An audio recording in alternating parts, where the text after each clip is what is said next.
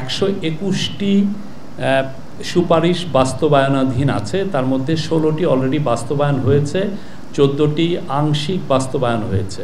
তো আজকে আরও জানানো হয় যে আরও 246টা আশুকরণীয় রিফর্ম আরও এসছে, এগুলো বাস্তবায়নাধীন, এটা জানানো হয় ক্যাবিনেটকে। মোট হচ্ছে তাহলে দাঁড়ালো হলো 367টা।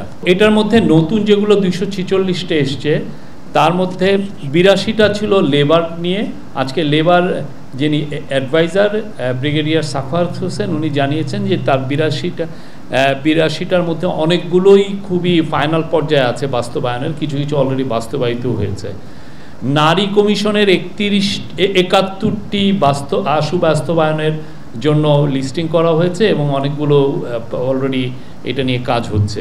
এলজিআরডির 37টি, হেলথের 33টি এবং ইনফরমেশনের 23টি মোট।